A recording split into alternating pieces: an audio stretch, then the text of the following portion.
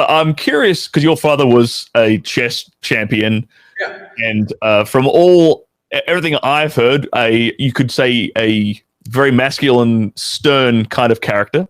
Absolutely. What lessons did you? Because you weren't really raised with your father. What kind of lessons did he sort of impart on you in the sort of limited time that he was around you, when he was around you?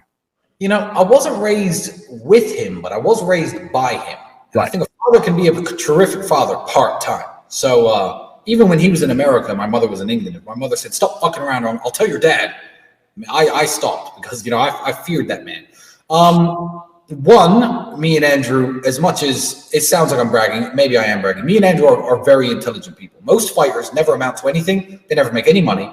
They fight their whole lives, they get their face smashed in, they end up broke. Me and my brother are very smart, and we are smart because we are half as smart as my dad was. We inherited a fraction of his intelligence, and that was enough to become multimillionaires. So certainly the genetics helped massively. In terms of life lessons, he was just an old school kind of, the word I'd use to describe him is an old school cat, because he was like a black from Chicago. You know, I mean, look at the size of my lips. I'm half black. I'm mixed race, in case anyone's wondering. So yeah, he was like an old school cat, but he was, I don't know, he was just smooth. He was classy. He'd have no money, and he'd leave his last $10 on the table as a tip for the waiter. Shit like that. And it just, you know, he once said that to me after doing this. And I said, "Dad, why'd you give your last money to the waiter when, you know, last night we didn't have money to fucking eat?" And he said, "You know, Tristan, I don't mind having no money, but I do mind having no class." So it's the small lessons that stuck with me my whole life. And for those of you, in fact, credit to him, one of the reasons I think women like me so much, for those of you who think to be a playboy or a womanizer is a word that's thrown at me a lot, you have to be rude or aggressive or mean to women.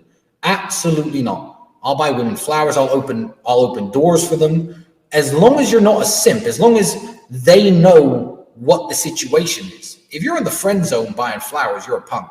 If I ask a woman out on a date and some woman walks past selling roses and I buy a rose and hand it to her, if I open the door for her, but she knows we're going out for a romantic champagne dinner, I'm getting the pussy at the end of the day. Being a gentleman is perfectly acceptable and perfectly fine if you're masculine enough to pull it off without being a simp.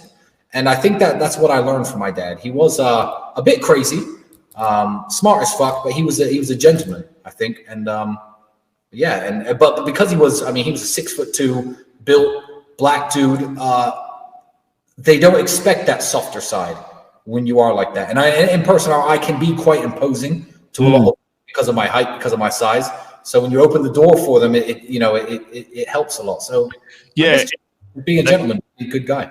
The juxtaposition of like it because it doesn't mean anything being like that gentleman if you look like a pussy.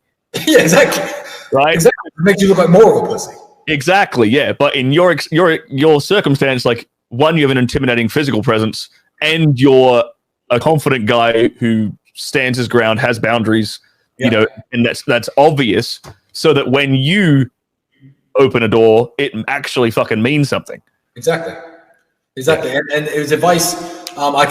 Philip, who just sent the super chat, actually, I did a seminar recently with a few guys from the war room about how to meet women. And one of the things I said was, it's always better to be known in your reputation as a bit of a bad boy and a bit of a bad guy, and then find out that you're actually nice. That will make a woman a lot hotter for you than thinking you're a nice guy and then realizing when they meet you that you're actually a bit of a wanker. That will put a woman off straight up. Her pussy is dry as fuck if she thinks you're nice and you come across as an asshole. Whereas I market myself in a certain way, and the bad boy side of me is very much real.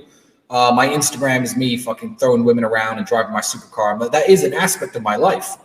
But when she says, "Oh, what do you like doing with your time?" I say, "Oh, I like playing chess. I like listening to audiobooks." We have books that we like. She's like, "Wow, I didn't expect that from you." It's like, you know, I'm fucking. You know what I mean? So yeah, that's some advice I give to younger guys. It's always good to be known as the bad guy and then find out you're secretly nice. Then the other way around. That doesn't work. That's some really good advice right there. Conquest is continuing. So this is just the beginning. Because like a lot of people are saying like you're gonna fall off soon. This is just your 15 minutes. No problem. What's your take on that? That's fine.